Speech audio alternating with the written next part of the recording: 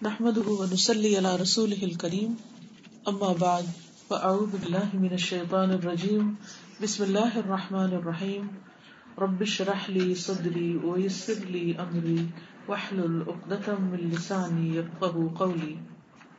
بخاری کی ایک حدیث ہے عن ابی مسعود عقبة بن عمرو الانصاری البدری رضی اللہ عنہ قال قال رسول اللہ صلی اللہ علیہ وسلم ان مما ادرک الناس من کلام النبوۃ الاولى اذا لم تستحی فاصنع ما شئت. ابو مسعود عقبہ بن عمرو انصاری بدری رضی اللہ عنہ سے روایت ہے کہ رسول اللہ صلی اللہ علیہ وسلم نے فرمایا، لوگوں نے پہلی نبوت کا جو کلام پایا ہے اس میں یہ بات بھی شامل ہے کہ جب تم میں شرم و حیا نہ رہے تو جو چاہو کرو. نبی صلی اللہ علیہ وسلم نے فرمایا، کلام نبوت میں سے آخری وہ چیز جس سے جاہلیت والے وابستہ رہے وہ یہ ہے کہ جب تم میں حیا نہ رہے تو جو چاہے کرو. تو اس سے یہ پتہ چلتا ہے کہ حیا ایک بنیادی اسلامی اخلاقی صفت ہے جو انسانوں کے اندر پائی جاتی ہے. ہمارا دین ہمیں حیا اختیار کرنے کا حکم دیتا ہے، اور یہاں پر خصوصاً جو فرمایا گیا کہ ان یقیناً، ان کا مطلب کیا؟ یقیناً، بے شک، اس کو حرف تاکید بولتے.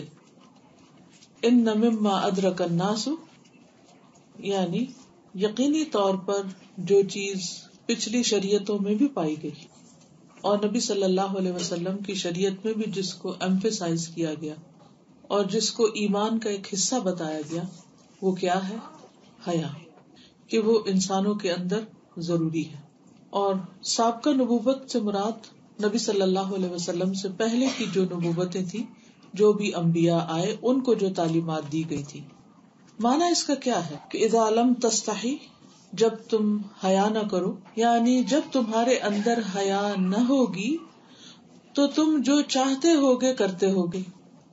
یعنی جس کے اندر حیا نہیں ہوتی پھر وہ ایسے کام کرتا ہے جو اخلاق کے منافی ہوتے ہیں، جو اخلاق کے منافی ہوتے ہیں، جو مروت کے منافی ہوتے ہیں، جو مروت اور اخلاق میں خلل ڈالتے ہیں. اور کچھ ایسے کام بھی کرتا ہے انسان جو مروت اور اخلاق میں خلل نہیں ڈالتے، یعنی اچھے کام بھی کرتا اور برے بھی کرتا ہے. تو جب حیا نہیں ہوتی تو پھر انسان کے پاس اچھائی یا برائی کا کوئی معیار نہیں ہوتا، کوئی کرائٹیریا نہیں ہوتا. اس حدیث کا ایک معنی یہ بھی کیا گیا ہے کہ جب کوئی کام یا کلام ایسا ہو جس سے شرم نہ کی جاتی ہو تو پھر اس کام کو کر گزرو، یعنی جو حیا کے منافی نہیں اس کام کو کر لو اور پھر کسی کی پرواہ نہ کرو. یعنی اس میں کوئی ایسی جھجک نہیں ہونی چاہیے کہ انسان اس کام کو کرنے سے رک جائے. یعنی اس کام کے کرنے کا حکم دیا گیا ہے جو حیا کے منافی نہ ہو. جو حیا کے منافی ہو، منافی مطلب اپوزٹ ہو، تو اس کام سے رکنے کا حکم ہے. حیا کیا ہوتا ہے؟ حیا کیا چیز ہے؟ حیا ایک انسان کے اندر کی ایسی کیفیت ہے، ایک ایسا احساس ہے کہ جس میں انسان کسی چیز سے متاثر ہو جاتا ہے، انفلوئنس ہو جاتا ہے. یہ حالت انسان کو اس وقت پیش آتی ہے جب وہ کوئی ایسا کام کرتا ہے جو اچھا اور اس کو زینت دینے والا نہیں ہوتا. تو بندے کے اندر ایک طرح سے انکساری پیدا ہو جاتی ہے، اس کو شرم آنے لگتی ہے. یعنی اس کو یہ احساس ہوتا ہے کہ ہائے دوسرے دیکھ رہے ہیں، اور یعنی امبیرسمنٹ اس کو جیسے فیل ہونے لگتی. تو حیا دو طرح کا ہوتا ہے، ایک فطری حیا ہوتا ہے اور ایک کسبی حیا ہوتا ہے. فطری حیا اللہ سبحانہ تعالیٰ نے ہر بچے کے اندر، ہر انسان کے اندر فطری طور پر رکھ دیا ہے. اسی لیے آپ دیکھتے ہیں کہ چھوٹے بچوں کے اندر بھی حیا پایا جاتا ہے. مثلاً ایک چھوٹا سا بچہ جب آپ اس کو دیکھنے لگتے ہیں اور وہ آپ کو پہچانتا نہیں تو عموماً اس کا ری ایکشن کیا ہوتا ہے؟ ایک طرف منہ کر لیتا ہے یا منہ پیچھے موڑ لیتا ہے. ماں کی گود میں اٹھایا ہوا ہوتا ہے. اگر آپ اسے کہتے ہیں ادھر آؤ تو وہ شرما جاتا ہے آپ سے اور وہ دوسری طرف منہ کر لیتا ہے. وہ آپ سے ضروری نہیں کہ ڈر رہا ہو، بلکہ کیا ہوتا ہے؟ حیا کر رہا ہوتا ہے. اس وقت وہ حیا کی کیفیت ہوتا ہے، شرما رہا ہوتا ہے. پھر دوسری قسم کا حیا جو ہے، کچھ لوگوں کے اندر حیا کسبی ہوتا ہے، یعنی انہوں نے وہ کمایا ہوتا ہے، کوشش سے حاصل کیا ہوتا ہے. یہ بچپن سے ان کے ماحول کے اندر کوئی ایسی چیز نہیں ہوتی، جو بچپن کی فطری حیا ہے وہ بھی ختم ہو چکی ہوتی ہے. پھر وہ جب دین پڑھتے ہیں، جب اچھے لوگوں میں بیٹھتے ہیں تو ان کے اندر وہ ایک کیفیت پیدا ہونے لگتی، دوبارہ سے آنے لگتی. تو ایک طبعی حیا ہوتی ہے اور ایک کسبی حیا ہوتی ہے. اشج بن نصر کہتے ہیں کہ رسول اللہ صلی اللہ علیہ وسلم نے مجھ سے فرمایا، تم میں 2 خوبیاں ایسی ہیں جو اللہ تعالیٰ کو بہت پسند ہیں. میں نے کہا وہ دونوں کیا ہیں؟ آپ نے فرمایا بردباری اور حیا. میں نے عرض کیا کیا میری یہ دونوں عادتیں شروع سے ہیں یا اب پیدا ہوئی ہیں؟ اس سے پتہ چلتا ہے بعض اوقات انسان کو خود بھی پتہ نہیں ہوتا کہ اس کے اندر کوئی خاص خوبی پائی جاتی، کوئی پوٹینشیل ہے، اور یہ بھی نہیں پتا ہوتا کہ وہ کیسے اس کے اندر آ گیا، یعنی اپنے آپ کی بھی نہیں پہچان ہوتی. تو جو استاد ہوتا ہے یا بڑا ہوتا ہے یا جس کے اندر سمجھ بوجھ ہوتی ہے، حکمت ہوتی ہے، وہ پہچان لیتا ہے اور دوسرے کو پراپر طریقے سے گائیڈ کرتا ہے. تو میں نے عرض کیا، وہ اشج کہتے ہیں، میں نے عرض کیا کہ میرے اندر یہ دونوں عادتیں شروع سے ہیں یا اب پیدا ہوئی ہیں؟ آپ نے فرمایا اللہ تعالیٰ نے فطری طور پر تمہارے اندر انہیں رکھا ہے. تو میں نے کہا کہ اللہ کا شکر ہے جس نے فطری طور پر مجھے ان خوبیوں سے نوازا ہے جو اللہ تعالیٰ کو پسند ہے، دونوں ہی، یعنی ٹھہراؤ اور حیا. اب آپ دیکھیے کہ کچھ لوگ دوسروں کے مقابلے میں زیادہ جھجک رکھتے ہوتے ہیں، ان کے اندر زیادہ شرم ہوتی ہے. بچوں میں بھی آپ دیکھیں کچھ میں زیادہ ہوتی ہے، کچھ میں کم ہوتی ہے. تو یہ اللہ سبحانہ و تعالیٰ کی تقسیم ہے. عادات بھی، اخلاق بھی، یہ بھی اللہ کا ایک رزق ہوتا ہے. کسی کو ایک چیز زیادہ مل جاتی، کسی کو دوسری چیز زیادہ مل جاتی، یہ اللہ کی تقسیم ہے، جیسے چاہے کسی کو بنائے. کچھ لوگ مزاج کے بہت تیز ہوتے ہیں، یعنی فطری طور پر. کچھ لوگ ٹھنڈے ہوتے ہیں، ان کو اتنی ایفرٹ نہیں لگانی پڑتی اپنے آپ کو کنٹرول کرنے. لیکن ہوتا یہ ہے کہ کسی کے اندر کوئی چیز زیادہ، کسی کے اندر کچھ کم. پھر انسانوں کو اپنے ماحول سے بہت کچھ سیکھنے کا موقع ملتا ہے.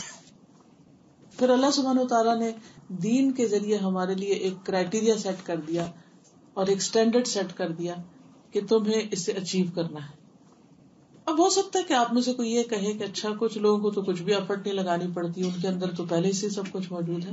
تو ایسا ہے کہ سب کچھ سب کے اندر پہلے سے نہیں موجود ہوتا.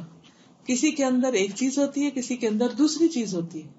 کسی کو ایک میدان میں اسٹرگل کرنا پڑتا ہے اور کسی کو دوسرے میں کرنا پڑتا ہے، کیونکہ ہر ایک کا امتحان ہے. جیسے سب کی شکلیں مختلف ہیں جو ہمیں نظر آتی ہیں، ہر ایک مختلف. اب کچھ لوگ جو ہیں وہ فطری طور پر ان کا رنگ صاف ہوتا ہے، کچھ کا نہیں ہوتا. تو جن کا نہیں ہوتا وہ کیا کرتے ہیں؟ ایکسٹرا ایفرٹ کرتے رہتے ہیں. کچھ لوگ لمبے ہوتے ہیں، کچھ نہیں ہوتے، وہ کیا کرتے ہیں؟ قد بڑھانے کی مختلف تدبیریں کرتے رہتے ہیں. کچھ لوگ موٹے ہوتے ہیں، بھاری فزیک کے ہوتے ہیں، کچھ قدرتی طور پر پتلے ہوتے ہیں، پھر کیا کرتے ہیں؟ کچھ لوگ ڈائٹ کر کر کے تھک جاتے ہیں اور کچھ لوگ کھا کھا کے تھک جاتے ہیں. کسی کو ایک طرح ایفرٹ لگانی پڑتی، کسی کو دوسری طرح. تو یہ قدرتی بات ہے. ہر ایک کے اندر کچھ کمی ہوتی ہے اور کچھ چیزیں اس کو زیادہ ملی ہوتی ہیں دوسرے کے مقابلے میں. ہمارا حال کیا ہوتا ہے؟ ہمارا حال یہ ہوتا ہے کہ جو ہمیں نہیں نہ ملا اس پہ ہم کڑتے رہتے ہیں اور اس پر ناراض ہوتے ہیں اور پھر اس کے لیے فرسٹریٹ ہوتے ہیں کہ ہمارے اندر یہ کیوں نہیں. اور جو دوسروں کو ملا ہوتا ہے اس پہ جلتے رہتے ہیں، اس کو یہ کیسے مل گیا، اس کو یہ کیوں مل گیا.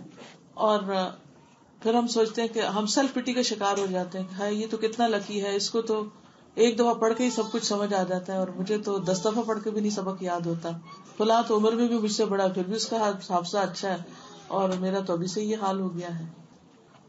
تو یہ ایک اصول زندگی کا سمجھ لے کہ اللہ سبحانہ تعالیٰ نے ہر ایک کو مختلف بنایا ہے، ظاہری طور پر بھی، باطنی طور پر بھی، عادات میں بھی، اخلاق میں بھی. اور پھر انسان کو میدان عمل میں چھوڑ دیا کہ ہر ایک ایفرٹ لگائے، ہر ایک کوشش کرے. تو انسان کے لیے اجر کس چیز میں ہے؟ کوشش میں. وَأَنَّ سَعْيَكُمْ سَوْفَ يُرَىٰ، تمہاری کوشش دیکھی جائے گی. کچھ لوگوں کی نیند بہت تھوڑی ہوتی ہے، کچھ لوگوں کو زیادہ سونا پڑتا ہے. ہر ایک کی طبیعت فرق ہوتی ہے اور یہ فرق بچپن میں ہوتے ہیں. آپ دیکھتے کچھ بچوں کو سلا دیں دن بھر سوتے رہیں گے اور کچھ کو آپ ادھر سلا کے ہٹے اور ادھر پھر جاگ رہیں گے، وہ نہیں سو پاتے. بڑے ہو کر بھی یہی ہوتا ہے. ایک ہی ماں کی اولاد، ایک بچہ سارے شام سو جاتا ہے، اسے کہنا ہی نہیں پڑتا کہ سو جاؤ، اور دوسرے کو سلا کے تھک جاتا ہے اور وہ سونے کا نام نہیں لیتا. اب آپ وہی ماں ہیں اور اسی طرح کی ایفرٹ لگا رہی ہیں دونوں کے لیے، لیکن کچھ بچے خود ہی ارلی مارننگ اٹھ جاتے ہیں اور کچھ کو اٹھانا پڑتا ہے، پھر بھی نہیں اٹھتے. اور وہ ان بیچاروں کے اپنے بس میں بھی نہیں ہوتا. نبی صلی اللہ علیہ وسلم کے زمانے میں کچھ قبیلوں کی نیند جو تھی وہ مشہور تھی. تو یہ ویرائٹی، یہ اختلاف رنگوں کا، زبانوں کا، عادتوں کا، مزاج کا، شکل و صورت کا، یہ ہر جگہ پایا جاتا ہے. مختلف علاقوں میں بھی پایا جاتا ہے اور اس کے علاوہ ایک گھر کے اندر پائے جانے والے افراد میں بھی پایا جاتا ہے. جو انسان اللہ کی اس تقسیم کو سمجھ جاتا ہے، اختلاف کے اس قاعدے کو سمجھ جاتا ہے کہ دو لوگ کوئی بھی برابر نہیں ہیں اور ہر ایک کی کوشش مختلف ہے، وہ لوگ پھر اپنے پر زیادہ فوکس کرتے ہیں اور اپنی اصلاح کی کوشش کرتے ہیں، اپنی ویکنیسز کو درست کرنے کی کوشش کرتے رہتے ہیں، اور جو اپنی اسٹرینتھس ہیں یا جو ان کو اللہ نے دیا ہے اس کو بانٹنے کی فکر میں لگے رہتے ہیں، اس کو دینے کی کوشش کرتے رہتے ہیں. کسی کو ذہنی قوت زیادہ ملی، کسی کو جسمانی قوت زیادہ ملی، کسی کو جذباتی کنٹرول بہت ملا اور کوئی جذبات کے معاملے میں بہت ہی کچا ہے یا کمزور ہے. جب آپ اس طریقے پر انسانوں پہ نظر ڈالیں گے تو آپ پھر انصاف برت سکیں گے. انسانوں کی اچھائیاں، ان کی کمیاں دونوں آپ کے سامنے ہوگی. پھر آپ کا رویہ کیا ہوگا ان کے ساتھ؟ جو ان کی کمی ہوگی اس پر صبر کر لیں گے، اور جو ان کے پاس زیادہ ہے اس پر ان کو اپریشیٹ کریں گے کہ اللہ نے ان کو دیا ہے اور ان کو مبارک ہو اس چیز میں. مثلا کوئی بھی ریلیشن شپ ہو، ہسبینڈ وائف کا، اگر وہ آپس میں یہ سمجھ لیں دونوں کہ اچھا میرے میاں کے اندر یہ خوبی ہے، یہ خامی ہے، اللہ نے ان کو ایسے ہی بنایا، اور میاں بھی یہ کہے کہ میری بیوی کے اندر یہ خوبی، یہ خامی ہے، تو پھر اس صورت میں کیا ہوگا کہ ایکسپٹینس کا لیول بڑھ جائے گا.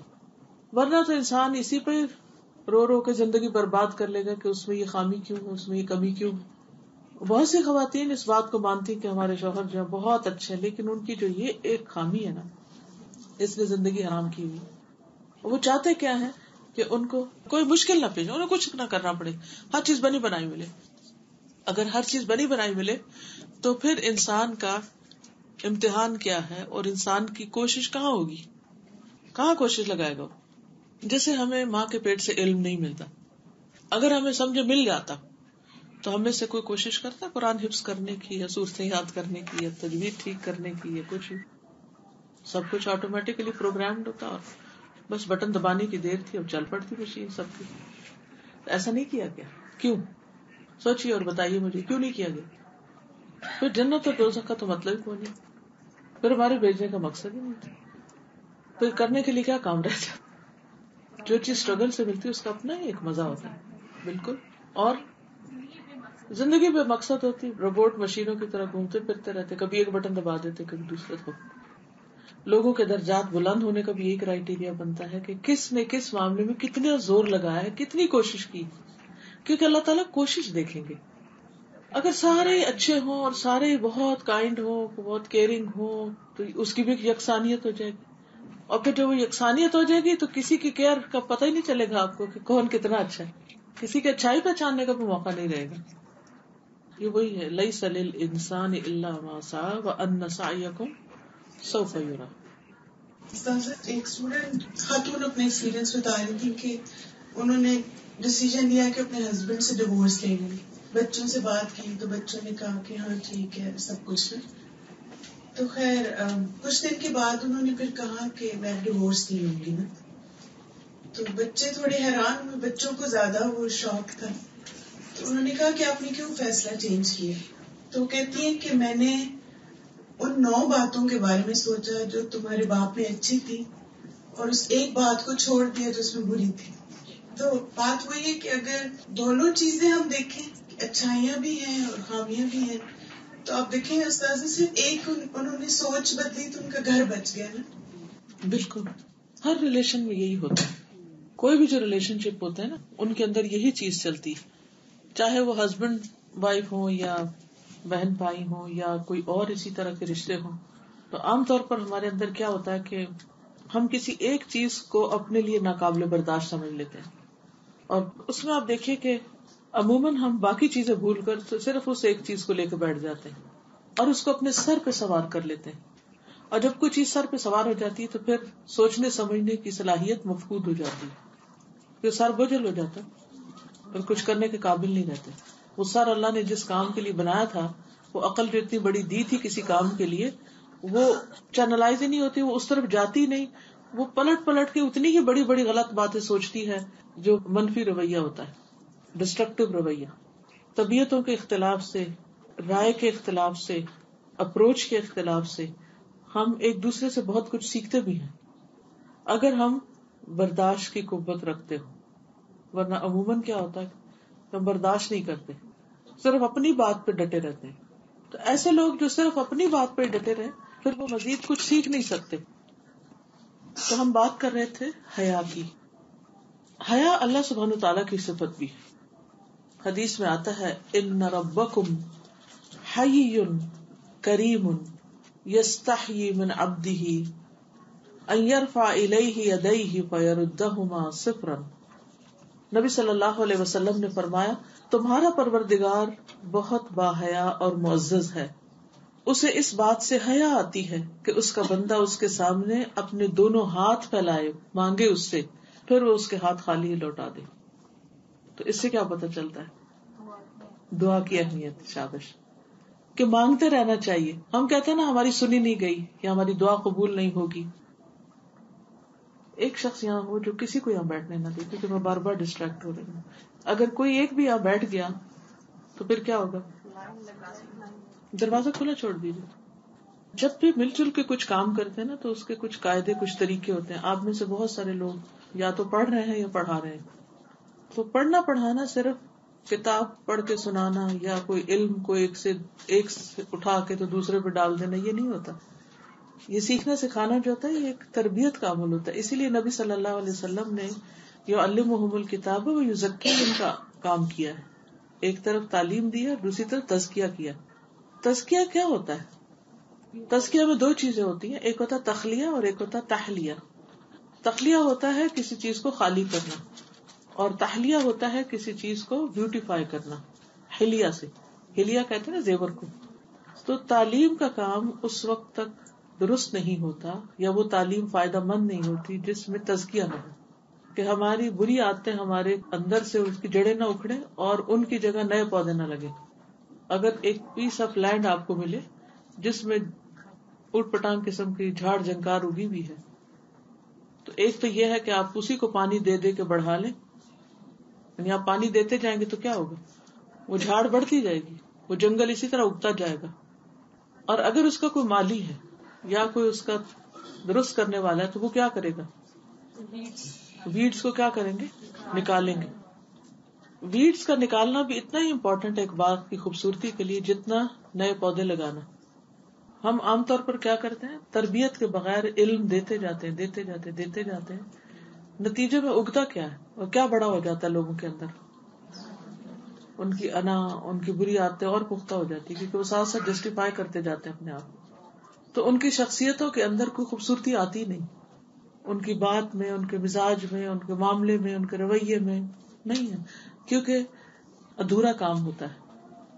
تو جب ہم مل جل کر سیکھتے ہیں تو اس میں صرف انفارمیشن پاس کرنا نہیں ہوتا، اس میں یہ بھی آتا ہے کہ جس جگہ پر بیٹھے ہیں وہاں بیٹھنا کیسے ہے، لائن میں بیٹھنا ہے، دروازے میں نہیں بیٹھنا، لوگوں کا راستہ نہیں روکنا، بغیر اجازت اٹھ کے نہیں جانا، گیپ خالی نہیں چھوڑنا. یہ بنیادی بیسک ادب آداب ہیں جو نماز با جماعت سے ہی بیسیکلی سکھائے گئے ہیں. نبی صلی اللہ علیہ وسلم کی مجالس میں جب کم لوگ ہوتے تھے تو حلقے کی شکل میں بیٹھتے تھے، سرکل، اور جب زیادہ لوگ ہوتے تھے تو لائن میں بیٹھتے تھے. کہیں پر بھی آپ جائیں، کسی کے گھر میں جائیں، کسی مجلس میں جائیں، اپنے اوپر قسم ڈالنے کہ آپ نے دروازے میں نہیں بیٹھنا، آپ نے راستے میں نہیں بیٹھنا. یعنی یہ دوسروں کو اذیت دینے والی بدترین چیز ہے. کسی مسجد میں جائیں تو اس میں بھی، کہیں پر بھی جائیں. لیکن اکثر آپ دیکھیں کہ ہماری گاڑیاں لوگوں کی پارکنگ بلاک کر دیتی، لوگوں کی گاڑیاں بلاک کر دیتی، غلط پارک کرتے ہیں، غلط جگہ بیٹھتے ہیں، غلط جگہ چیزیں چھوڑ دیتے ہیں. یہ وہ آتے ہیں جو تربیت کے منافی. ہم اس کو اپنے شان کے خلاف سمجھتے ہیں نا کہ میری بے عزتی کر دی گئی، کہ مجھے اپنی جگہ سے اٹھا دیا گیا، یا مجھے ایسے کہا کیوں گیا، مجھے بیٹھنے کیوں نہیں دیا گیا جہاں میری مرضی ہے بیٹھنے کی. اب بہت چھوٹے تھے ہم تو ہمارے ایک ٹیچر نے ہمیں ایک ادب سکھایا تھا کہ آپ کہیں انٹر ہو، اگر دروازہ بند ہے تو انٹر ہو کر دروازہ بند کر کے اندر جائیں، اور اگر پہلے سے کھلا ہے تو اس کو بند نہیں کریں، اس کو کھلا ہی چھوڑ دیں، کیونکہ اس کی کوئی وجہ ہوگی. تو بہت ساری چیزوں کو اپنی مرضی سے جو اجتماعی ہوتی ہیں نا ان کو اپنی مرضی سے تبدیل نہیں کرنا چاہیے. مثلاً اگر آپ کہیں گئے ہیں اور ونڈو کھلی ہے تو آپ جا کے ونڈو بند کرنا شروع کر دیں کیونکہ آپ کو سردی لگ رہی. آپ ونڈو کے پاس نہیں بیٹھے لیکن آپ وہ کسی مقصد سے کھلی ہے نا. تو یہ چھوٹی چھوٹی چیزیں زندگی گزارنے کی ہوتی ہیں, تربیت کی, جن کے نہ ہونے کی وجہ سے لوگ دین پڑھ کر دین کو اور زیادہ بدنام کرتے ہیں. کیونکہ لوگ یہ تو نہیں سوچتے کہ یہ ان کی اپنی غلط عادتیں ہیں, وہ کہتے ہیں کہ یہ شاید دین ان کو یہ سکھا رہا ہے, حالانکہ دین تو کسی کو تکلیف دینا نہیں سکھاتا. مسلمان تو وہ ہے جس کی زبان اور ہاتھ سے دوسرے محفوظ رہے. تو بہرحال بات یہ ہو رہی تھی کہ اللہ سبحانہ و تعالی بہت باحیا اور معزز ہے. اسے اس بات سے حیا آتی ہے کہ اس کا بندہ اس کے سامنے اپنے دونوں ہاتھ پھیلائے اور وہ ان میں کچھ نہ ڈالے, خالی ہاتھ لوٹا دے. اس سے سیکھنے کی کون سی بات پتہ چلتی ہے؟ نمبر 1, دعا مانگنی چاہیے اور اس یقین کے ساتھ مانگنی چاہیے کہ جب میں نے ہاتھ پھیلائے تو کیا ہوگا, خالی نہیں لوٹائے جائیں گے. دوسری کیا بات پتہ چلتی ہے؟ ہم جو مانگیں گے انشاءاللہ ہمیں اللہ ضرور. اللہ پر بھروسہ کہ جو ہم مانگیں گے وہ ہمیں ملے گا ضرور, چاہے فوراً نہ ملے, کچھ ٹائم بعد ملے, لیکن ملے گا ضرور. شیطان ہمیں یقین نہیں کرنے دیتا کہ اللہ ہمیں دے گا. یہ یقین کہ اللہ سبحانہ وتعالی اگر یہ نہیں دے رہا جو ہم مانگ رہے ہیں تو اس سے بہتر کوئی دے گا جو شاید اس سے بھی زیادہ ہماری ضرورت ہے اور ہم خود بھی نہیں جانتے اس کو. لوگوں کی طرف نگاہیں کم اٹھیں گی. ایک اور بات یہ پتہ چلتی ہے کہ ہاتھ اٹھا کے دعا مانگی جا سکتی ہے اور مانگنی چاہیے, ہاتھ اٹھانے چاہیے. ٹھیک ہے, یعنی ہم عام طور پر بندوں کے آگے ہاتھ پھیلا دیتے ہیں, اللہ کے آگے نہیں پھیلاتے, حالانکہ ہمیں اللہ کے آگے ہاتھ پھیلانے چاہیے. اور اس میں ایک عاجزی کا اظہار ہوتا ہے, ہاتھ پھیلانا ایک عاجزی کی علامت بھی ہے. اللہ سبحانہ تعالیٰ کی یہ صفت ہے, اور یہاں یہ بتایا گیا کہ بہت باحیا اور معزز ہے. اور اس کے باحیا ہونے کی علامت کیا ہے, معزز ہونے کی علامت کیا ہے؟ کہ وہ کسی کو خالی ہاتھ نہیں جانے دیتا, کسی کو خالی ہاتھ نہیں چھوڑتا. تو ہم کیسے اندازہ لگائیں کہ ہمارے اندر حیا ہے, یا ہمارے اندر ایک وقار ہے, یا ہمارے اندر کوئی خوبی ہے؟ کیونکہ الحیاء خیر کلہ, حیا سراسر خیر ہے, سراسر بھلائی. اس کی علامت کیا ہے, اس کا اظہار کہاں سے ہوگا؟ کہ جب کوئی شخص ہمارے پاس حاجت لے کے آتا ہے کہ یہ چیز مجھے دے دو, تو ہم کیا کرتے ہیں؟ برا مناتے ہیں. برا تو چلے مناتے ہیں اپنی جگہ, لیکن اپنے آپ کو بڑی چیز سمجھنے لگتے ہیں. بعض لوگ ایسا بھی کرتے ہیں کہ پہلی دفعہ میں ضرورت پوری کر سکتے تو جان بوجھ کے نہیں پوری کرتے, اس کو لٹکاتے ہیں تاکہ یہ دوبارہ آئے, بار بار آئے. نبی صلی اللہ علیہ وسلم کا طریقہ کیا تھا کہ جب آپ کے پاس خود نہیں ہوتا تھا کچھ تو وہ کیا کرتے تھے؟ دوسروں سے دلوا دیتے تھے کہ کوئی اور کر دے. کیونکہ اللہ سبحانہ تعالیٰ تو بادشاہ ہے نا, اس کے پاس تو سب کچھ, لہو ما فی السماوات و ما فی الارض. اس کو دینے کے لیے تو کسی سے پوچھنا نہیں, کسی سے مانگنا نہیں, کوئی کمی نہیں. لیکن ہماری مشکل کیا ہے کہ بعض اوقات دوسرے ہم سے وہ مانگتے ہیں جو ہمارے پاس ہوتا نہیں. تو ایسی صورت میں بھی کیا کرنا چاہیے کہ اگر اپنے پاس نہیں تو کسی اور کی طرف اشارہ کر دینا چاہیے, یا کسی اور سے کہہ دینا چاہیے, سفارش کر دینی چاہیے. لیکن بنیادی طور پر دینے والا مزاج ہونا چاہیے, ہیلپ فل, مددگار. نبی صلی اللہ علیہ وسلم کی صفت کیا تھی؟ آپ کی زندگی سے حیا کی کوئی مثال بتائیے کہ آپ کے اندر کیسا حیا تھا, کچھ یاد ہے؟ جی. جو لوگ ان کے گھر بیٹھے ہوئے تھے ان کو کہیں کہ جاؤ یہاں سے, کیونکہ قرآن مجید نے گواہی دی نا کہ نبی صلی اللہ علیہ وسلم شرماتے ہیں اور وہ تم سے نہیں کہتے, لیکن اللہ حق بیان کرنے سے نہیں شرماتا. ان اللہ لا یستحی ان یضرب مثلا ما بعوضۃ فما فوقها, وہاں بھی آتا ہے. یعنی اللہ سبحانہ تعالیٰ کی صفت حیا ہے. آگے جا کے انشاءاللہ یہ بات بھی ہوگی کہ کہاں حیا نہیں کرنا چاہیے, کس چیز میں حیا نہیں ہونا چاہیے, لیکن حیا کہاں ہونا چاہیے اور بنیادی طور پر کس طرح اس کا اظہار ہونا چاہیے اور اس کے اظہار کی علامات کیا ہیں. جی. معراج کے موقع پہ جب معراج کے موقع پر جب نبی صلی اللہ علیہ وسلم کو 50 نمازیں دی گئیں تو آپ لے کر آ رہے تھے امت کے لیے, تو راستے میں موسیٰ علیہ السلام سے ملاقات تھی, تو انہوں نے کہا کہ جاؤ اپنے رب کے پاس, مجھے بنی اسرائیل کا تجربہ ہو چکا ہے, وہ نہیں مانیں گے, نہیں پڑھ سکے گی امت.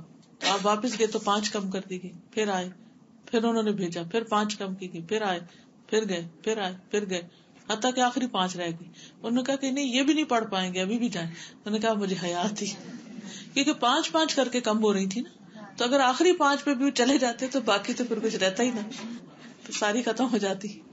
تو آپ نے فرمایا مجھے اپنے رب سے حیا آتی.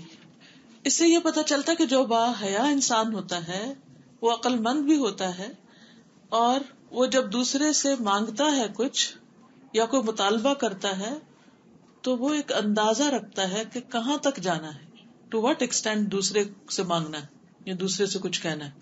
اب نبی صلی اللہ علیہ وسلم نے ایک بار عرض کی, دوسری بار, تیسری بار, چوتھی بار, لیکن آخر میں کہا کہ نہیں بس اتنا کافی ہے اب. تو یہ ایک ایسی صفت ہے حیا کی کہ جو انسان کو خوبصورتی دیتی ہے نا. جس شروع میں نے حیا کی تعریف کیا کی, میں نے ایسی صفت جو انسان کو زینت بخشتی ہے, خوبصورتی بخشتی, ایک روک لگا دیتی ہے کہ بس یہ ہے لمٹ تمہاری, اس سے آگے نہیں جانا. نبی صلی اللہ علیہ وسلم کی امت میں سے سب سے زیادہ باحیا کون تھا؟ حضرت عثمان رضی اللہ تعالیٰ عنہ. آپ نے فرمایا حیا ایمان کا حصہ ہے اور میری امت میں سب سے زیادہ حیادار عثمان ہے. حیا سب کے لیے ضروری ہے لیکن خواتین کے لیے تو بہت ہی ضروری ہے. انسانوں میں حیا کو ڈیفائن کرتے ہوئے سب سے زیادہ حیادار کنواری لڑکی کو قرار دیا گیا. کنواری لڑکی جس کی شادی نہ ہوئی ہوئی ہو اس کے اندر حیا سب سے زیادہ ہوتی ہے فطری طور پر, اور ہونی چاہیے. یعنی انسانوں میں سے جتنے بھی ایجز ہیں, سٹیجز ہیں, جو بھی قسمیں ہیں, ان میں سے جس سٹیج پر سب سے زیادہ حیا ہوتی ہے وہ کنواری لڑکی ہوتی ہے. حدیث میں آتا ہے, ابو سعید خدری سے مروی ہے, بخاری کی روایت ہے کہ رسول اللہ صلی اللہ علیہ وسلم پردہ نشین کنواری لڑکیوں سے بھی زیادہ حیا والے تھے. یعنی سب سے زیادہ حیا اس ایج گروپ میں ہوتی ہے, لڑکیوں کو ہوتی ہے, اور آپ اس سے بھی زیادہ حیادار تھے, اور یہ آپ کی شان کے خلاف نہیں تھا. اب دیکھنے کی بات یہ کہ کیا آج کی کنواری لڑکیوں کے اندر ایسی حیا ہے, کیونکہ حیا جو ہے وہ ایمان کا حصہ ہے. جی بہت ریئر ہو گیا نا. تو اس سے دیکھیں نا کہ پھر ایمان کا لیول کیا ہے. رسول اللہ صلی اللہ علیہ وسلم نے فرمایا حیا اور ایمان کو ایک دوسرے کے ساتھ یکجا کیا گیا ہے, لہٰذا جب ان دونوں میں سے ایک اٹھا لی جاتی ہے تو دوسری بھی اٹھا لی جاتی ہے, ایک کے ساتھ دوسری بھی چلی جاتی ہے. الحیاء والایمان قرناء, دونوں ساتھی ساتھ ساتھ ہیں. ایک اور روایت میں آتا ہے حیا ایمان کا حصہ ہے اور ایمان کا تعلق جنت سے ہے. حیا ایمان کا حصہ ہے اور ایمان کا تعلق جنت سے ہے. گویا حیا جنت میں لے جانے والی صفت ہے. آپ نے بھی فرمایا ہر دین کی ایک امتیازی علامت ہوتی, ایک ڈسٹنکشن ہوتی, اور اسلام کی امتیازی علامت حیا ہے. تو اس سے یہ پتا چلتا ہے کہ ایک مسلم بچی جو ہے, ایک مسلم خاتون, ایک دیندار خاتون اپنے بول چال میں, لباس میں, رویے میں, معاملے میں فرق ہوگی کس سے؟ غیر مسلم سے. اب ہم اپنے رویے پر غور کریں. گفتگو کا انداز, بات چیت, لباس, کیا واقعی اس سے حیا ٹپکتی؟ اس میں حیا موجود ہے؟ کیونکہ حیا سراسر خیر ہے. الحیاء خیر کلہ, سنن ابی داؤد کی روایت ہے. اور حیا خیر ہی لاتی, حیا زینت بخشتی. رسول اللہ صلی اللہ علیہ وسلم نے فرمایا جس چیز میں بھی حیا پائی جاتی ہے وہ اسے زینت بخشتی, اسے خوبصورت بنا دیتی, اسے بیوٹیفائی کرتی. ایک اور روایت میں آتا ہے, آپ نے فرمایا بلا شبہ حیا پاک دامنی اور عاجز ہونا, یعنی زبان کا عاجز ہونا اچھی سمجھ اور ایمان میں سے ہے. ان الحیاء والعفاف والعی عی اللسان لا عی القلب والفقہ من الایمان. بلا شبہ یہ چیزیں آخرت کے نفع کو زیادہ کرتی ہیں اور دنیا میں کمی کرتی ہیں. ان سے دنیا میں جو کمی ہوتی ہے اس سے آخرت میں زیادہ نفع ہوتا ہے. اور بلا شبہ بخل, بدکاری اور بدگوئی نفاق میں سے ہے. اور بلا شبہ یہ چیزیں آخرت کا نقصان کرتی ہیں اور دنیا میں زیادتی کرتی ہیں. اور ان سے ہونے والا آخرت کا نقصان اس سے زیادہ ہے جو دنیا میں یہ زیادتی کرتی. تو کون سی چیزیں بعض اوقات آپ کو دنیاوی طور پر نقصان میں مبتلا کر دیتی ہیں؟ حیا, پاک دامنی اور عاجز ہونا, یعنی زبان کا عاجز ہونا, اپنی بات کو روک لینا, اور اچھی سمجھ, دین کی سمجھ, یہ ایمان کا حصہ ہے. لیکن جب انسان کے اندر یہ عادات ہوتی ہے تو بعض اوقات اسے ان عادتوں کی وجہ سے دنیا کا نقصان ہو جاتا ہے. اس کے برعکس بخل, بدکاری, بدگوئی, بدتمیزی, بد اخلاقی منافقت میں سے. اور یہ چیزیں آخرت کے لیے نقصان دہ اور دنیا میں بعض اوقات فائدہ دیتی ہیں, لیکن دنیا کا جو فائدہ ہے وہ بہت تھوڑا ہے آخرت کے فائدے کے مقابلے میں. ان بد اخلاقیوں کی وجہ سے اگر انسان دوسرے کا حق مار جاتا ہے، اپنے حق سے زیادہ وصول کر لیتا ہے، یا کسی کو اس کا حق دیتا نہیں ہے، تو بظاہر وہ بڑے فائدے میں نظر آتا ہے، لیکن اس کا نقصان بہت بڑا ہے آخرت کا، اس فائدے سے کہیں بڑا نقصان. وَإِثْمُهُمَا أَكْبَرُ مِن نَفْعِهِمَا. اب آپ مجھے بتائیے کہ حیا یا جھجک کی وجہ سے بعض اوقات انسان کو دنیا کا کوئی نقصان کیسے ہوتا ہے؟ جی ہاں، sometimes for example people accuse you or they keep accusing you but you don't know how to defend yourself because you fear Allah کہ میں نے کوئی ایسی بات نہ کر دوں کہ جس سے میں ظالم میں شمار ہو جاؤں. تو آپ پھر کیا کرتے ہیں؟ چپ رہتے ہیں، صبر کرتے ہیں. جی آپ کچھ کہیں؟ اب سے زمانہ آ گیا ہے جس میں ہر کوئی دوسرے سے کھینچنے میں اور چھیننے میں لگا ہوا ہے، تو حیادار انسان ایک لمٹ پہ آ کے یہ سوچتا ہے کہ اب اگر کسی کو منع کیا تو کیا میں ہی گناہ گار ہوں، یا میں دوسرے کو کیسے راستہ دکھاؤں. لمٹ کے اندر ہی رہ کر، نہیں اپنے کے اوپر، ہمیں تو اپنے اوپر کام کرنا نا، ہم دوسروں کے لیے تو ذمہ دار نہیں ہے، ہر کوئی اپنا ذمہ دار ہے. تو اس میں تو نقصان تو حیادار کو ہو رہا ہوتا ہے نا.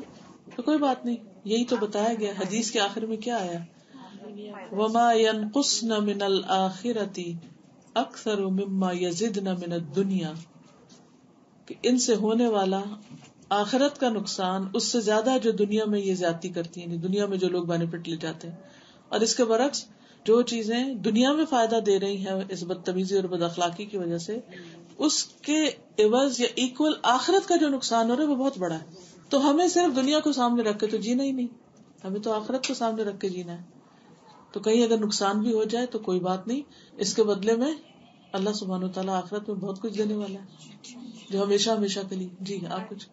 السلام علیکم. آئی ریمبر کیس جب ایک فیملی میں جیولری ڈسٹریبیوٹ ہو رہی تھی اینڈ وہ ایک لڑکی کو بہت اچھا سیٹ ملنا تھا but because of accusations and problems تو اس نے اپنا حق دوسرے کو دے دیا. ایٹ دیٹ مومنٹ ایسا لگا کہ شی از گیونگ اوے، لیکن اللہ تعالیٰ نے لیٹر آن ان کے فیملی میں اور جگہ سے اس کو بہت اچھی جیولری مل گئی. جس اے اسمال ایگزامپل، لیکن اپنا حق ایٹ دیٹ مومنٹ چھوڑنا was very beneficial. It's very true. کبھی ایسا ہوتا ہے نا کہ آپ کو جان بوجھ کے حق نہیں دیا جاتا اور آپ دیکھ رہے ہوتے ہیں، لیکن آپ بدتمیز ہو کے چھین بھی نہیں سکتے، مانگ بھی نہیں سکتے، کیونکہ اس کے لیے پھر آپ کو حیا ختم کرنی پڑے گی. جب ہی آپ جا کے کسی کو کہہ سکتے ہیں کہ لاؤ میرا حق کیوں نہیں دے رہے، یہ کچھ بدتمیزی پہ اتر کے، یعنی آرام سے دلیل سے پیار سے دوسرا نہیں مان رہا، تو پھر آپ کو دوسرا حربہ کرنا پڑتا ہے کہ آپ دوسرے کو آنکھیں دکھائیں. اور ہو سکتا ہے کہ جس کو آپ آنکھیں دکھائیں وہ آپ کا کوئی بڑا ہو عمر میں، مثلا ساس ہو، کوئی بڑی نند ہو، سسر ہو، کوئی اور ہو. اب آپ دیکھیے کہ آپ کو پتا ہے کہ آپ کے اندر اتنا ٹیلنٹ ہے کہ آپ جا کے دوسرے کو ذلیل کر کے اس سے نکلوا سکتے اپنی چیز، لیکن کیا چیز روک رہی ہے آپ کو کہ آپ نے ایسی حیا روک رہی ہے. تو آپ ودرا کر لیتے ہیں، کوئی بات نہیں. کس چیز سے آپ ودرا کر جائیں گے کہ اگر میری قسمت میں یہ چیز ہے تو اللہ تعالیٰ مجھے کہیں اور سے دلوائے. اور میں نے خود اپنی زندگی میں دیکھا ہے کہ ایسے ایسے لوگوں کو اللہ نے نوازا کہ سوچ بھی نہیں سکتے، کہ جن کو صرف ضد کی بنا پر محروم کیا گیا یا ان کا امتحان لینے کے لیے کہ یہ کس طرح معاملہ کرتے ہیں. مجھے فیل ہوتا ہے کہ جب ہمارے اندر حیا آتی ہے نا تو ہماری فرینڈس اور جو کمپنی ہے نا خود بخود چھانٹی ہو جاتی ہے. جیسے مثلا ہمیں گوسپ میں انٹرسٹ نہیں ہے، ہمیں اس میں انٹرسٹ نہیں ہے کسی گھر میں کیا ہو رہا ہے، یہ کسی کی ٹانٹ شانٹ کر کے اس سے، تو وہ بھی آبویسلی الحمدللہ باتوں سے جب یہ چیز نکل جاتی ہے تو پھر کمپنی بھی ہماری چینج ہو جاتی ہے. جنہوں نے کل چھوڑنا ہے، چھوڑنا کہ نہیں، وہ آج چھوڑ دیں. کل بھی تو قبر میں ہم جائیں گے تو چھوڑ دیں گے نا، آخرت میں بھی چھوڑ دیں گے. تو اگر وہ آج ہی چھوڑ دیں تو بات اچھا ہے، اور جس نے کل کام آنا ہے اگر وہ راضی ہے تو اس سے بڑی خوش قسمتی کوئی نہیں. جی بولیے. جب میری شادی ہوئی تو کیونکہ میرے پاس کوئی بہن نہیں تھی تو میں اپنے بھائی سے زیادہ کلوز تھی. جب شروع میں کچھ ان-لاء سے پرابلمس ہوتی ہیں تو میں بھائی کے ساتھ شیئر کرتی تھی، تو میرا بھائی مجھے یہ کہتا تھا کہ دیکھو کبھی کچھ تمہارے دل میں آئے تو تم یہ سوچنا کہ تمہیں اپنے لیول پہ آ کے بات کرنی ہے، تمہیں دوسرے کے لیول پہ بات ویری کرنی ہے. گڈ، بہت اچھا. اور الحمدللہ مجھے اتنی بات مجھے لگی اور میں نے اس پہ عمل کیا، اور الحمدللہ اللہ تعالیٰ نے عزت دی ہے فیملی میں. اگر وہ شاید ممکن ہے کہ میں اس وقت پیشنس لوز کر جاتی تو مجھے وہ نہ ملتی. بالکل.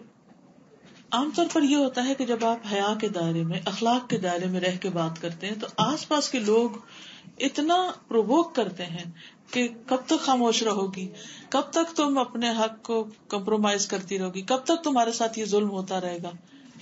پھر نتیجہ کیا ہوتا ہے؟ پھر ایک دن شیطان آ جاتا ہے تو انسان بھڑک اٹھتا ہے، جو دل میں آتا ہے بول جاتا ہے، اور جب وہ بول جاتا ہے تو وہ ساری کمائی ضائع کر چکا ہوتا ہے، عزت بھی گنوا چکا ہوتا ہے، اور جو عمل اس نے اکٹھے کیے تھے وہ بھی جا چکے ہوتے ہیں ہاتھ سے. اس لیے اس معاملے میں انسان کو ہمیشہ یہ رکھنا چاہیے کہ مجھے وہ کرنا ہے جو اللہ نے میرے لیے رکھا ہے، اپنے لیول پہ بات کرنی ہے. مجھے اپنے آپ کو دوسروں کے تابع نہیں کرنا کہ وہ اگر برا کرے تو میں بھی برا کروں گا. اپنا اخلاق ہمیشہ اچھا ہی رکھنا ہے. اچھا یہ بتائیے کہ پاک دامنی سے کیا نقصان ہوتا ہے انسان کو؟ پاک دامن رہنے سے اور زنا سے پرہیز کرنا یا بے حیائی اور شرمناکی کے کاموں کے قریب نہ جانا، لباس میں پاک دامن رہنا، اس سے کیا فائدہ ہوتا ہے اور دنیا کا کیا نقصان ہوتا ہے؟ بہت سے لوگ ہیں نا جو کہتے ہیں حجاب پہن کر ہمیں جاب نہیں ملی، انٹرویو کالز نہیں آتی، یا ٹیلی فون انٹرویو میں آپ کامیاب ہو جاتے ہیں، جب آپ کا پرسنلی جا کے اپیئر ہوتے ہیں تو آپ کو ریجیکشن مل جاتی ہے. السلام علیکم ورحمۃ اللہ وبرکاتہ. وعلیکم السلام ورحمۃ اللہ وبرکاتہ. یہ جرمن کی بات ہے. میں اسکول میں تعلیم حاصل کر رہی تھی تو وہاں پہ ایک ٹیچر، کیونکہ ہم حجاب لے کے جاتے تھے، ہم 2-3 لڑکیاں تھیں، 1-2 ترکی کی تھی اور میں پاکستان سے تھی. تو وہ کہتی ہیں کہ آپ حجاب لیتی ہیں تو آپ کو کام نہیں ملے گا یہاں پہ نا. تو میں نے کہا اچھا دیکھتے ہیں. تو جب ہماری ایجوکیشن کمپلیٹ ہوئی تو ہم نے ویسے ہی صرف چیک کرنے کے لیے کہ ہمیں کام ملتا ہے کہ نہیں نا، تو ہم ایک اس میں چلے گئے، ایک کمپنی میں گئے. تو وہاں پہ انہوں نے ہم تینوں کو ہی رکھ لیا اور تینوں کو اس میں آفس میں جاب دی. تو یہ صرف یہی چیک کرتے ہیں کہ نہیں کرتے نا. تو یہ اللہ کا فضل ہے کہ اس سے کچھ فرق نہیں پڑتا. اور کبھی اس وجہ سے کوئی ڈسکریمنیشن ہو بھی تو اسے گھبرانا نہیں چاہیے. یہ سوچنا چاہیے کہ اللہ تعالیٰ نے میرے لیے اس سے بہتر رکھا ہے. اس میں یہ ہے کہ بعض اوقات اگر انسان یہ سوچے کہ میرے ساتھ نقصان ہو رہا ہے تو وہ صرف وقتی ٹیسٹ ہوتا ہے، نقصان کو نہیں ہوتا، کیونکہ اللہ تعالیٰ نے اس سے بہتر آپ کے لیے کچھ اور رکھا ہوتا ہے، یا وہ چیز آپ کے لیے اچھی نہیں ہوتی. عسیٰ ان تکرہوا شیئا ویجعل اللہ فیہ خیرا کثیرا. جی کچھ لوگ یہ کہتے ہیں کہ ان بچیوں نے جب سے حجاب لینا شروع کیا وہ انہیں رشتے نہیں ملتے. دیکھیے یہ بھی صرف کہنے کی بات ہے. اصل چیز تو یہ ہے کہ جو چیز اللہ نے جب لکھی ہے نا وہ مل ہی جاتی ہے. جب مجھے کوئی یہ بات کہتا ہے تو میں ہمیشہ یہ کہتی ہوں کہ کیا وہ سب لڑکیاں جو حجاب نہیں کرتی ان سب کی شادی ہو چکی ہے؟ ان کو رشتوں کی کوئی پرابلم نہیں؟ سب کو ہی ہے نا. تو یہاں بنیادی وجہ حجاب کا ہونا یا نہ ہونا نہیں، یہاں وجوہات اور بھی ہیں کچھ. تو ہم باقی وجوہات کو بھول جاتے ہیں اور ساری چیزوں کو کور کر کے حجاب کو بلیم کر دیتے. مجھے یاد ہے جب میں ماسٹرز کر رہی تھی تو میں فل نقاب کرتی تھی اور سب، تو میری کلاس والے سب یہ کہتی تھی دیکھو تم نے جاب نہیں کرنی، تم نے کام نہیں کرنا تو کیا بنے گا تمہارا. تو میں نے ان سے کہا کہ بات یہ ہے کہ وہ تو کل کی بات ہے، مجھے یہ دیکھنا کہ آج مجھ پر کیا لازم ہے. اور آپ یقین کیجئے کہ جب میں آخری سیمسٹر میں تھی اس وقت ویکینسیز آئیں، میں نے اپلائی کر دیا کہ چلو ڈال دیتے ہیں دیکھتے ہیں کیا ہوتا ہے. میرے ریزلٹ کے 1 ہفتے بعد میرا انٹرویو تھا اور اس میں ساری کلاس میں سے سب سے پہلی جاب مجھے ملی، الحمدللہ. تو ہم صرف حجاب کو ایک آرٹ بنا لیتے ہیں. میں یہ نہیں کہتی کہ حجاب کی وجہ سے کبھی ڈسکریمنیشن نہیں ہوئی لوگوں کے ساتھ، کبھی ہوتی اور کبھی نہیں بھی ہوتی. تو اگر آپ سمجھتے کہ نہیں واقعی آپ کے ساتھ حجاب ہی کی وجہ سے ڈسکریمنیشن ہوئی ہے تو بھی ہوپ لوز نہیں کریں، صبر سے کام لیں. ایک وقت آئے گا کہ آپ کو اللہ تعالیٰ اس سے بہتر عطا کرے گا. اچھا پھر اسی طرح زبان کا عاجز ہونا، زبان کا عاجز ہونا یعنی آپ کو بولنا آتا ہے اور آپ خوب جواب دے سکتے ہیں لیکن پھر بھی آپ حیا کے مارے چپ ہو جاتے ہیں اور آپ نہیں بولتے. اس سے بھی بعض اوقات وقتی طور پر آپ نقصان اٹھا سکتے ہیں. جیسے نبی صلی اللہ علیہ وسلم کی خدمت میں ایک مقدمہ پیش کیا گیا تو آپ نے ایک کے حق میں فیصلہ کر دیا، تو اس کے بعد آپ نے کیا فرمایا کہ ہو سکتا ہے کہ تم میں سے کوئی ایک اپنی چرب زبانی کی وجہ سے وہ لے جائے جو اس کا حق نہیں بنتا، تو وہ دراصل اپنے لیے جہنم کا ایک ٹکڑا ہے جو لے رہا ہے. تو یہ ایسا ہوتا ہے کہ لوگ اپنی چرب زبانی کی وجہ سے بعض اوقات پیغمبروں تک کو بھی دھوکہ دے سکتے ہیں، ان کے سامنے بھی باتیں کر کے ان سے غلط فیصلہ کروا سکتے ہیں. لیکن یہ یاد رکھیں کہ جو شخص نہ حق کو حق کر لیتا ہے صرف زبان کی قوت پر، وہ اللہ سے نہیں بھاگ سکتا کہیں. آپ کو پتا ہے کہ یہ چیز آپ کا حق نہیں ہے، لیکن آپ صرف باتیں کر کے خوب، اور بعض اوقات یہ ہوتا ہے کہ آپ کو کوئی کچھ کہہ رہا ہوتا ہے، پرووک کر رہا ہوتا ہے، اور آپ سوچتے ہیں میں اب بولوں اور میں اس کو چپ کرا دوں، لیکن آپ پھر صبر کر جاتے ہیں اور وقتی طور پر آپ وہ بے عزتی برداشت کر جاتے ہیں، کچھ بھی. تو ایسی صورت میں ایک وقت آتا ہے کہ آپ کی سچائی ثابت ہو جاتی ہے. گھر میں بہت ہوتا ہے نا کہ ایک بچہ بہت چپ رہتا ہے، دوسرا بچہ اسکول ٹاکٹیو اور ہمیشہ اپنی جو ہے وہ آپ کے پیرنٹس کو بتاتا رہتا ہے، اور اکثر پیرنٹس اس بچے کی طرف رجحان کر جاتے ہیں. لیکن الحمدللہ لیکن ماں باپ کو پھر سمجھ آ جاتی ہے نا کہ کون رائٹ. جی استاذہ مجھے وہ حدیث بہت اچھی لگتی کہ مومن سیدھا سادہ اور بھولا بھالا ہوتا ہے. کیونکہ بعض کچھ لوگ کہتے ہیں ہاں یہ تو ہے بے وقوف، اس کو کچھ پتہ ہی نہیں ہے، جواب بھی نہیں دینا آتا. لیکن میں کہتی ہوں کہ الحمدللہ وہ جو بدتمیزی بد اخلاقی نہ کرنا انسان کو بہت سارے اور شر سے بچا لیتا ہے. بالکل. السلام علیکم. استاد کل میں گئی اپنے بیٹے کو کہیں ڈراپ کرنے، تو وہ بھی نکل رہا تھا گاڑی سے، جا کے چلا گیا اندر، تو وہاں پر ایک خاتون کھڑی ہوئی تھی، سگریٹ پی رہی تھی. تو مجھے بہت زیادہ باتیں کرنے لگ گئی نا، بہت زیادہ بولوں. تو میں اس کو دیکھ دیکھ کے ہنس رہی تھی. میں نے گاڑی نہیں چلائی، میں نے روک دی. تو جب پوری بول چکی تو میں نے کہا کہ کہتی ہے I don't understand how can you drive like this and how can you look like this. تو میں نے اسے بلایا، میں نے کہا ادھر آؤ، تم جاننا چاہتی ہو کیوں میں اس طرح ہوں؟ تو کہتی ہاں میں جاننا چاہتی ہوں. میرے قریب آ گئی نا، میں گاڑی میں ہوں، وہ کھڑی ہے. تو میں نے کہا کہ میرا ایک کوشچن ہے، تو مجھے ایک بات بتاؤ کہ تم جو ہے نا ریپ کینڈی کو کھاؤ گی، پسند کرو گی یا کھلی کینڈی کو؟ تو کہتی ہے فار شیور ریپ کینڈی.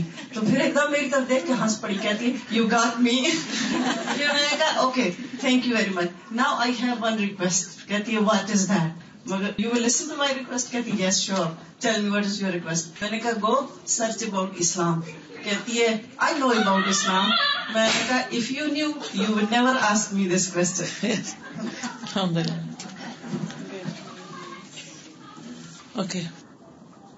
استاد بعض دفعہ حجاب کی وجہ سے لوگ انڈر ایسٹیمیٹ بھی کرتے ہیں. جی ہاں، بعض اوقات حجاب کی وجہ سے انڈر ایسٹیمیٹ کرتے رہیں. کوئی وقت آ جائے گا کہ آپ کو موقع مل جائے گا اپنے آپ کو پروو کرنے کا. So be patient and wait for that time. اصل میں ہم بھی تو جلد بازی کرتے ہیں نا کہ جلدی سے مان لیا جائے ہمیں. عبداللہ بن عمر کہتے ہیں نبی صلی اللہ علیہ وسلم کا گزر ایک ایسے شخص پر ہوا جو اپنے بھائی پر حیا کی وجہ سے ناراض ہو رہا تھا اور کہہ رہا تھا کہ تم بہت شرماتے ہو. گویا وہ کہہ رہا تھا کہ تم اس کی وجہ سے اپنا نقصان کر لیتے ہو. تو رسول اللہ صلی اللہ علیہ وسلم نے فرمایا اسے چھوڑ دو، حیا ایمان میں سے ہے، یعنی اس کو بے حیائی پر مت اکساؤ.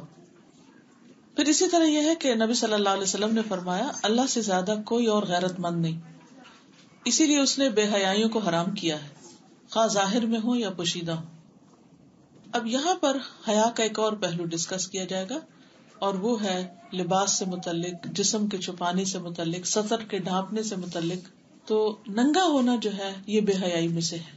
حتیٰ کہ تنہا بیٹھا ہوا انسان بھی اگر ننگا ہو کے بیٹھتا تو یہ بھی پسندیدہ نہیں. پھر اسی طرح اللہ سبحانہ تعالیٰ نے مرد کو قوام بنایا تو اس کے ذمہ لگایا کہ وہ گھر والوں کے حیا کی پاسداری کرے. رسول اللہ صلی اللہ علیہ وسلم نے فرمایا 3 آدمی جنت میں داخل نہ ہوں گے اور قیامت کے دن اللہ تعالیٰ ان پر نظر نہ فرمائے گا، ان کو دیکھے گا نہیں. نمبر 1 والدین کا نافرمان. نمبر 2 مردوں کی مشابہت اختیار کرنے والی عورت، یعنی ہے عورت لیکن مردوں جیسا لباس پہنتی، مردوں جیسا ہیئر کٹ رکھا ہو، مردوں جیسا گفتگو کا انداز ہے، اسٹائل ہے، وہی سب کچھ. اور دیوس کون مرد ہے؟ جو اپنے گھر والوں میں بے حیائی دیکھے اور ان کو نہ روکے. وہ دیکھے کہ ان کا لباس ٹھیک نہیں، ننگے ہو رہی ہے عورت، اس کی بیوی ننگی ہو رہی ہے لباس پہن کے، اور پھر وہ اس کو منع بھی نہیں کرتا صرف اس لیے کہ کہیں بیوی ناراض نہ ہو جائے. تو بیوی کی خوشی کی خاطر اپنی آخرت برباد کر رہا ہے. اب یہ ہے کہ حیا کیسے کیا جاتا ہے. مثلا کوئی مثال سے بتائے گا مجھے؟ یعنی لباس کے حیا کے علاوہ اللہ سبحانہ تعالیٰ سے بھی حیا کرنا چاہیے. یعنی لباس اور سطر اور ان چیزوں میں حیا کی بات ہو رہی تھی نا کہ اللہ سبحانہ تعالیٰ اس مرد کو بھی پوچھے گا، عورت کو بھی جو مردوں کی مشابہت اختیار کرے. تو یہ کوئی it's not something minor, it's a major sin. یعنی اب عریاں ہونا، بے حیا ہونا، بے لباس ہونا. اب تنہائی میں بھی ننگا ہونے کو پسند نہیں کیا گیا. کیوں؟ کیونکہ اللہ سے بھی حیا کرنا چاہیے. ہم ہر وقت اللہ کی نگاہوں میں، بندوں سے تو پھر بھی چھپ جاتے لیکن اللہ سبحانہ تعالیٰ کے سامنے حیا نہیں کرتے. تو اس کے لیے پھر کیسے کرنا چاہیے اللہ تعالیٰ سے حیا؟ ٹھیک ہے انسان تنہائی میں ایسی کوئی حرکت نہ کرے جو اللہ تعالیٰ کو پسند نہیں یا جو حیا کے منافی ہے. اس کے علاوہ کیا ہو سکتا ہے ذرا؟ وہ تو خیر پانی کا بھی بہت ضیاع ہے لیکن وہ بھی بس بوقت ضرورت جلدی جلدی انسان کو فوراً واپس اپنے لباس میں آنا چاہیے. یس بعض اوقات ایسا ہوتا ہے کہ جب بچے ہوتے ہیں تو ہم جیسے کوئی ٹی وی پر کچھ چل رہا ہے تو کوئی برا سین آتا ہے تو ہم اس کو بند کر دیتے چینج کر دیتے, لیکن اکیلے ہوتے اسے دیکھنا شروع کر دیتے. تو یہ بھی غلط ہے. جو چیز دیکھنی غلط ہے وہ بچوں کے سامنے بھی دیکھنی غلط ہے اور اکیلے دیکھنی بھی غلط ہے. اور جی یعنی حیا ایسی چیز نہیں جو اوپر سے لبادہ اڑی جاتی. حیا وہ ہے جو اندر سے اٹھتا ہے اور جو اندر سے ہوگا پھر وہ جی. اور اللہ سبحانہ وتعالیٰ اس بات کا حقدار ہے کہ سب سے زیادہ اس سے حیا کی جائے. اور جب انسان اللہ سبحانہ وتعالیٰ سے حیا کرنے لگے گا تو پھر ہر ایک سے حیا کرے گا, ہر ایک کو اس کے مقام پر رکھے گا. بحث بن حکیم اپنے والد سے اور وہ اپنے دادا معاویہ بن حیدہ سے روایت کرتے ہیں کہ میں نے کہا اے اللہ کے رسول صلی اللہ علیہ وسلم آپ ہمیں سطر کے بارے میں کیا بتاتے ہیں, کیا اختیار کریں اور کیا چھوڑیں, یعنی کس سے چھپائیں اور کس سے نہ چھپائیں. آپ نے فرمایا اپنی شرمگاہ اور سطر کی حفاظت کرو, وہ صرف بیوی یا لونڈی سے اجازت ہے. میں نے کہا اللہ کے رسول صلی اللہ علیہ وسلم جب لوگ آپس میں ملے جلے بیٹھے ہوں تو آپ نے فرمایا جہاں تک ہو سکے کوئی تمہارا سطر ہرگز نہ دیکھے. میں نے کہا اللہ کے رسول صلی اللہ علیہ وسلم جب ہم میں سے کوئی اکیلا ہو تو آپ نے فرمایا لوگوں کی بنسبت اللہ تعالیٰ اس کا زیادہ حقدار ہے کہ اس سے حیا کی جائے. پھر اسی طرح اللہ تعالیٰ سے حیا کرنے میں ایک اور چیز بھی آتی ہے کہ انسان صرف ظاہری نہیں بلکہ خیالات اور دل کی باتوں میں بھی حیا رکھے. رسول اللہ صلی اللہ علیہ وسلم نے فرمایا اللہ تعالیٰ سے اتنی حیا کرو جتنا کہ اس کا حق ہے, یعنی جتنا حیا کا اللہ تعالیٰ کا حق ہے کہ اس سے حیا کی جائے.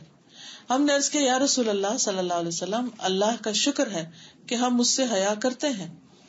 آپ نے فرمایا ٹھیک ہے لیکن اس کا حق یہ ہے کہ تم اپنے سر اور جو کچھ اس میں ہے اس کی حفاظت کرو, پھر پیٹ اور جو کچھ اپنے اندر جمع کیا ہوا ہے اس کی حفاظت کرو, پھر موت اور ہڈیوں کے گل سڑ جانے کو یاد کرو, اور جو آخرت کی کامیابی چاہے گا وہ دنیا کی زائد زینت کو ترک کر دے گا, اور جس نے ایسا کیا اس نے اللہ سے حیا کرنے کا حق ادا کر دیا. سر اور جو کچھ اس میں اس کی حفاظت, یہ کیسے ممکن ہے؟ خیالات کی حفاظت. جی ہاں, یعنی گندی باتیں سوچنی بھی نہیں چاہیے. جو بات ہم زبان سے کہہ نہیں سکتے وہ دل میں بھی نہیں رکھنی چاہیے, اس کو بھلانا چاہیے, اس کو نکال دینا چاہیے.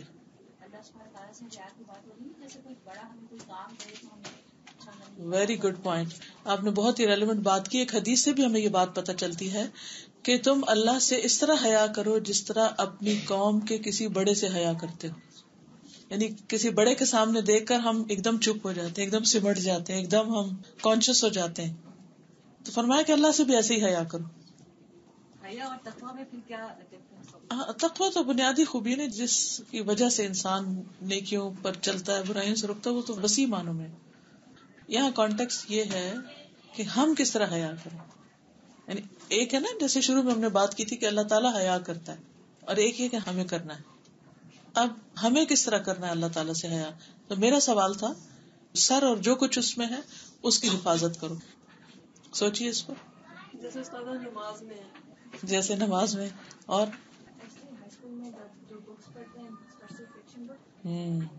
بعض اوقات ایسی بکس پڑھی جاتی ہیں یا ایسے پروگرام واچ کیے جاتے ہیں جو بہت ویوڈ ہوتے ہیں جس میں انسان کے اندر کھٹک جاتا ہے کہ دس از ناٹ رائٹ.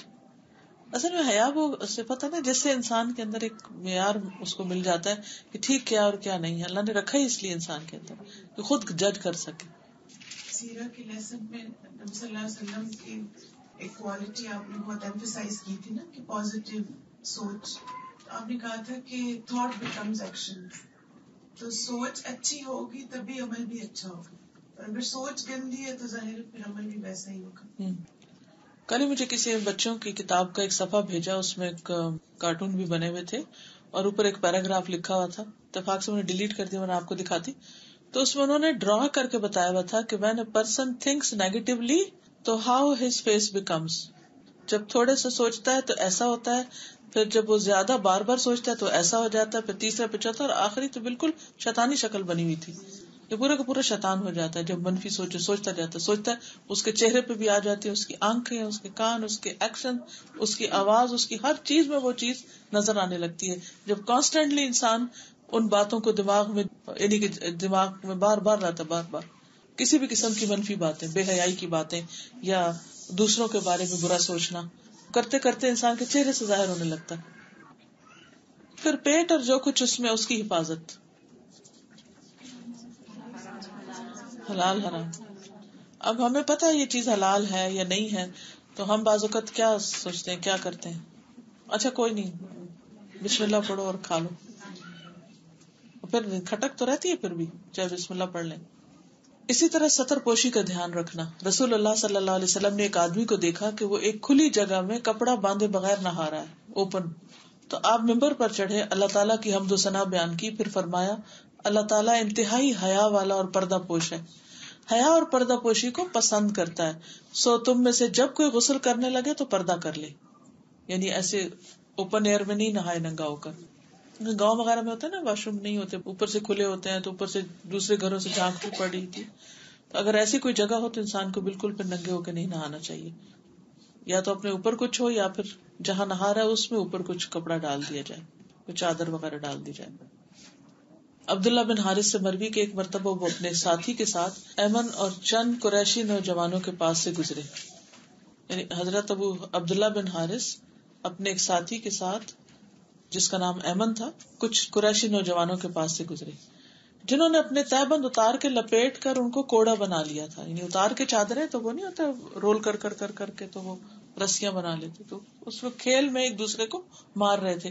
اگر یاد ہو بچپن میں دوپٹہ اتار کے تو اس کی رسی بٹ کے تو وہ کیا کہتے ہیں اس کو، کوڑا جمان، جی ہنٹر کی طرح بنا کوڑا بنا لیتے. تو یہی کھیل وہ کھیل رہے تھے. اب لڑکیوں کی تو دوپٹہ ہوتا تو وہ اتار لیتی ہے، تو انہوں نے کیا کیا، اپنے نیچے کے ازار اتار کے اس سے بنا کے کھیل رہے تھے اور ایک دوسرے کو مار رہے تھے اور خود برہنہ تھے. جب ہم ان کے پاس سے گزرے تو کہنے لگے کہ یہ عیسائیوں کے راہب ہیں، کپڑا نہیں پہنتے، انہیں چھوڑ دو. اسی دوران نبی صلی اللہ علیہ وسلم بھی آگے. انہوں نے جب آپ کو دیکھا تو فوراً بھاگنے لگے. آپ غصے کی حالت میں واپس آ گئے. تو کہتے ہیں میں نے حجرے کے پیچھے سے اللہ کے رسول صلی اللہ علیہ وسلم کو یہ فرماتے ہوئے سنا، سبحان اللہ، انہوں نے نہ اللہ سے شرم کی نہ اس کے رسول سے پردہ پوشی کی. یعنی نہ اللہ سے شرمائے نہ اس سے رسول سے شرمائے، اور کہاں بیٹھ کے کیا کھیلنا شروع کر دیا. تو ام ایمن جو تھی وہ قریبی تھی، کہنے لگی یا رسول اللہ ان کی بخشش کی دعا کر دیجیے. عبداللہ کہتے ہیں آپ نے کہا میں کس بنا پر ان کے لیے استغفار کروں. بزاز کی روایت میں کہ آپ نے ان کے لیے دعا کرنے سے انکار کر دیا. یعنی کہ بے حیائی اتنا بڑا گناہ ہے کہ جس پر کوئی کمپرومائز نہیں کیا جا سکتا کہ انسان اس پر نرمی برتے. اس قسم کا کوئی جو بھی غلط کام کر رہا ہو اور پھر ریپینٹ کرنے کی بجائے، سوری کرنے کی بجائے بھاگ نکلے صرف کسی کو دیکھ کے جس سے ڈر لگ رہا ہو، تو چھوٹی بات نہیں. اس کے برعکس جو شخص برائی کی دعوت دیا جائے وہ انکار کر دے، اس کے لیے عرش کے سائے تلے سایہ ہوگا قیامت کے دن جب کوئی دوسرا سایہ نہیں ہوگا. تو انشاءاللہ تعالیٰ کل ہم اس کو کنٹینیو کریں گے، اور مختلف کاموں میں جو حیا ہے، جیسے ہمارے جو ایکشنز ہیں، رویے ہیں، طریقے ہیں، ان میں حیا کس طرح ہوتا ہے، اس پر مزید کل بات ہوگی. جزاکم اللہ خیرا. اس حدیث کو ہم عربی میں سن لیتے ہیں. الحیاء من الایمان عن ابی مسعود عقبة بن عمرو الانصاری البدری رضی اللہ عنہ قال رسول اللہ صلی اللہ علیہ وسلم ان مما ادرک الناس من كلام النبوة الأولى إذا لم تستح فاصنع ما شئت. سبحانك اللهم وبحمدك أشهد أن لا إله إلا أنت أستغفرك وأتوب إليك. السلام علیکم ورحمۃ اللہ وبرکاتہ.